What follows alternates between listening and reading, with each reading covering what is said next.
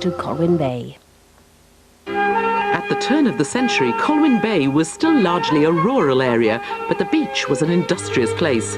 There was great excitement when the first iron column for the new pier was sunk into the sands in 1899. The rapidly built pier was magnificent and heralded the new confident seaside resort of Colwyn Bay. At the opening of the 20th century, Colwyn Bay was considered to be one of the most desirable of the residential towns of Wales.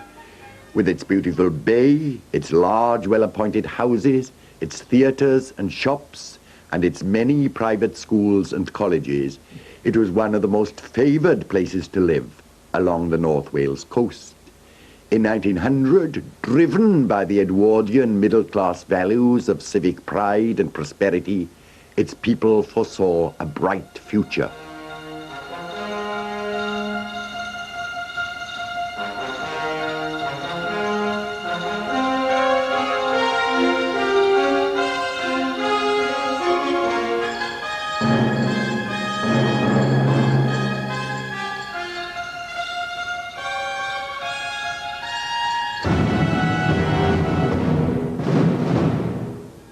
The new resort attracted wealthy people, mainly cotton magnates from Lancashire. They built large houses and believed that Colwyn Bay would become an utopian Edwardian community. This community, they felt, was going to go places. They were going to be able to live here in comfort, rural domesticity, if I could put it like that. Nothing was going to upset their small world. The big houses needed an army of servants and maids. The wealthy house owners demanded the highest standards, as Alice Williams's mother found out. Floors and dusting and cleaning and silver, cleaning the silver and all that. She went home one day and asked her mother, could she get her some elbow grease? Elbow grease? She said, what do you mean? Well, she said, Miss So-and-so has told me that the stairs are lovely, Sally, but you must have a bit more elbow grease. So my mother thought it was something you had to buy from the shop, you know. But after the work, there were plenty of places to walk around and relax. A favourite was the Fairy Glen or Dingle, situated in the woods around the town. The prom also had many attractions, populist forms of entertainment like the Pierrots and black and white minstrel shows, and the pier with its classical concerts. But for many, a simple walk along the beautiful seaside was the best way to unwind. And they used to parade up and down, especially on a Sunday. They used to walk perhaps as far as the Dingle and then walk back to the pier. Then in a few minutes you'd see them walking back again, especially if they had anything new. That was the place to go for everybody to see that you'd got a new outfit. The refined resort attracted a host of small private colleges. The most famous were Rydal School for boys and Penrose College for girls. Amongst the most controversial colleges at the turn of the century, however, was the Congo Institute, run by the Reverend William Hughes. He brought young men from the Congo and trained them in what he considered to be civilized manners. Sadly, many of the young men were to die of Western diseases, but for young Colwyn Bay people at the time, it was a strange place. But the Congo Institute, yes. Well, they came from Africa, and he was a very nice man, I believe. My mother used to help there. They were black. We were only children. We were very thrilled. I don't know why they were here. It was most peculiar. The outbreak of the First World War did much to damage the Edwardian ideals of civilised society. Whilst local young men went to war, many soldiers from across Wales came to Colwyn Bay and were billeted at houses in the town. Mother had, I don't forget now whether it was 3 or 4 South Walians billeted with us. And oh, marvellous singers. They used to open the windows and sit on the windowsills or by the windows and to sing away. It was lovely to hear them. But I think 1 or 2 of the ones that we had were killed soon after they went abroad, like you know. Colwyn Bay survived the Great War with its confidence intact. Much more damaging to the town was the burning down of the Pier Pavilion in 1922. Hundreds came out to see the great building engulfed in flames. Despite this disaster, the visit of the Duke of Windsor in 1923 allayed many of the fears of the townspeople. My father led a guard of honour of Royal Engineers to greet the Prince of Wales on the promenade. From my father's point of view and my mother's point of view, it was a big occasion, and it was talked about for a long time afterwards. The pier was eventually rebuilt, and Colwyn Bay re-emerged as a genteel and classy seaside resort. The town was full of hotels and guest houses, but many townspeople also rented out rooms in their houses for the visitors, as Gladys Hartley remembers.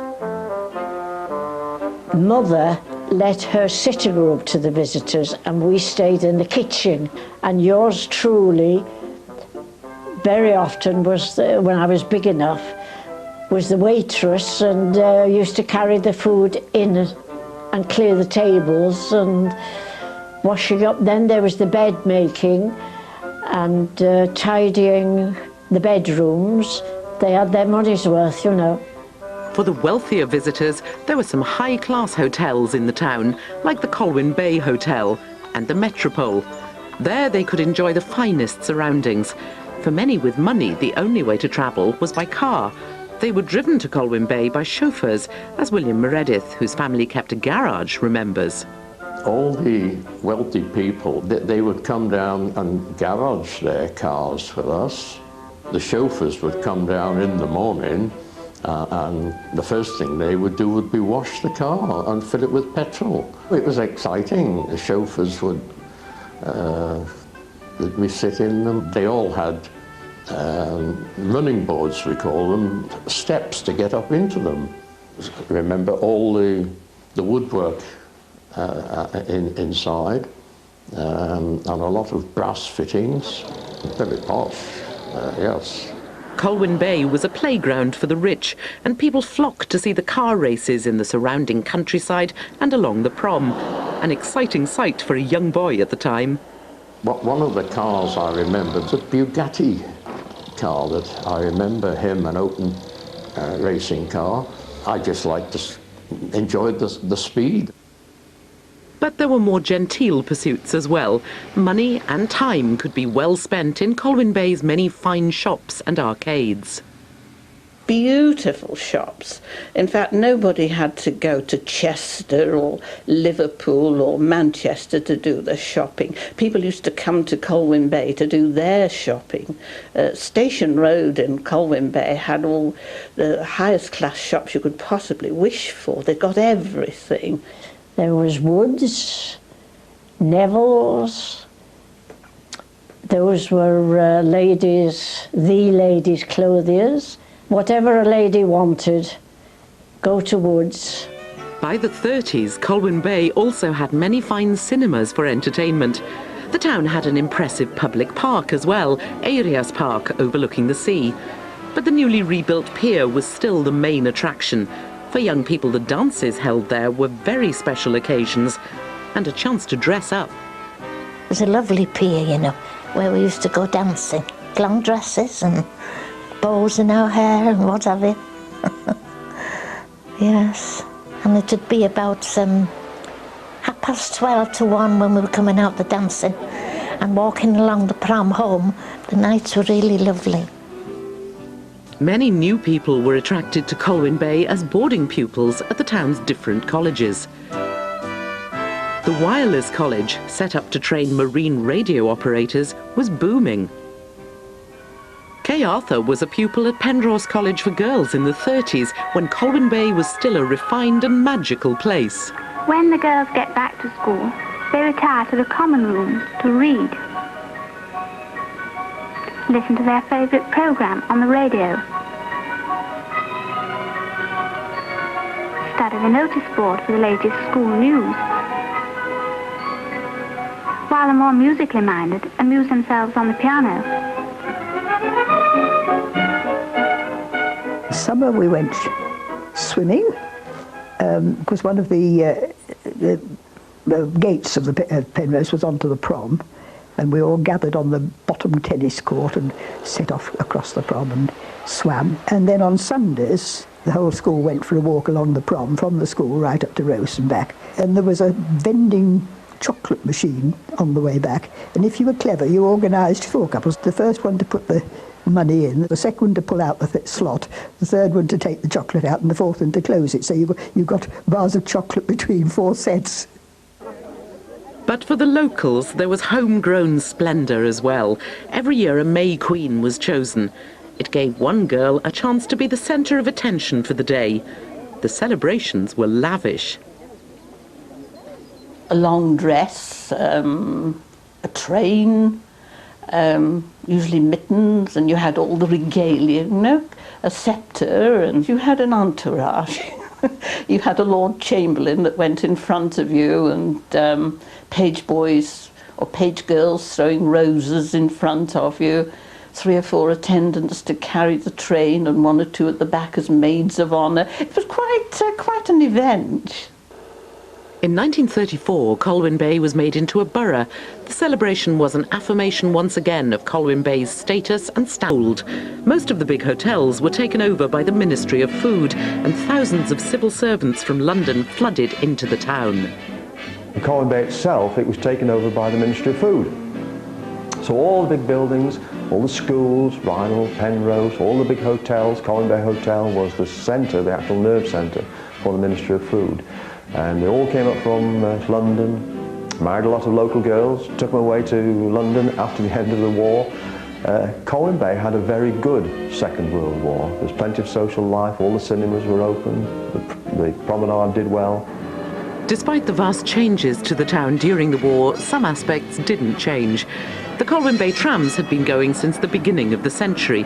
With a large influx of people during the war, the trams saw a revival in fortunes. Joyce Jones remembers the pleasure of working on them. Everybody was so friendly. I mean, we used to run down in Penryn Bay, and they'd wave to you. They'd come out and wave to you, and they'd say, "Hang on a minute, I just want to lock the back door." There was no hurry. They were very, very popular. But during the war, the trams were competing against the expanding bus service. It was an intense but friendly competition. We used to have many a race with them, especially going down the fields. You could put a bit of speed on there, and it was sort of a straight track. And we used to race, and we used to see the bus coming up Penryn Hill, and we'd be coming up slowly. But very often we would get down before the bus. It was just a friendly competition, yeah. The Wireless College also had a new lease of life. It trained marine radio operators for the cruise ships crossing the Atlantic. Now they had to be turned out in their hundreds for the brutal theatre of war. Invasion became imminent. The college then was in the process of turning out qualified men in the shortest possible period of time, from 6 to 9 months, to serve at sea or to enter the forces as a radio operator. There was great excitement at the end of the war when the National Eisteddfod visited the town in 1947. But despite these celebrations, there was also great sadness when the Ministry of Food left Colwyn Bay, emptying the hotels and large houses. The first victim of this change was the trams. They ended in 1956. They did the last tram. We had a bit of a do, you know. But it was amazing the number of people that came out and lined the route, you know, as it went off. As the town tried to regain its former glory as a holiday resort, for teenagers it was an exciting time. Mike Hughes remembers the cafe culture. The Jungle, that was a big one. Then just down the road there was another one called the Miami, which is slightly smaller. And then you had the Mexi. You'd put the music on the jukebox, and varied from Giant Pacemakers, Beatles, like I say, those searches, all the stuff that was out at that time. And you'd sit there drinking your coffee or your Coke. The atmosphere was dynamic. In the early 60s, there were even new attractions. In Rhos-on-Sea, the world-famous Harlequin Puppet Theatre was established. It had been entertaining people in Eirias Park for many years. But the building in Rhos-on-Sea was the first ever purpose-built puppet theatre. The biggest attraction, however, was the Welsh Mountain Zoo, opened in 1962 on hills above the town. For Nick Jackson, whose parents had moved from Cheshire to open the new zoo, it was an exciting time. He started with things like sea lions and chimpanzees, a small collection of reptiles, and we even in the early years had an elephant. Blodwyn, her name was. We were attracting something like 150, 160,000 visitors. I just remember it as being, to some extent, frantic. I was 12, 13, 14 in those early years. I had to go to school, unfortunately for me. I mean, I just loved being in the zoo, so all my spare time was out in the zoo. But despite all these new attractions, it became increasingly obvious as the 60s went on that tourism was on the decline in Colwyn Bay. The change was gradual, but as fewer people visited, it underlined a significant shift in Colwyn Bay's future role.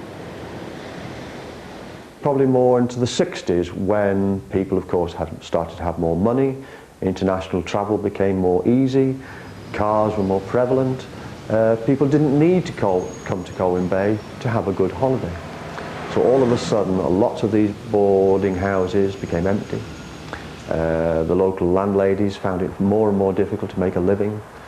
The old hotels in Colwyn Bay Hotel, the St Enoch's and Alveston Hotel, all these sort of hotels started to find it very difficult. The council tried to create new employment, firstly with the police headquarters and then increasingly developing an industrial park at nearby Mochtre, around Quinton Hazel Autopart factory. But in reality, there was great uncertainty about the future. Various people had different ideas about how the town should develop, and so there was light industry brought in the Mochtre area. There was, of course, the attraction of the North Wales Police Headquarters was excellent. So there were people who thought, well, it's no longer a tourist town. There were those who wanted more tourism to be developed and assisted and helped. And I think at the end of the day, it just slipped through all those different roles and ended up not quite one thing or the other. As the town declined, drastic solutions were needed. The building of the dual carriageway A55 through the centre was welcomed by many as essential. The expressway had to be built.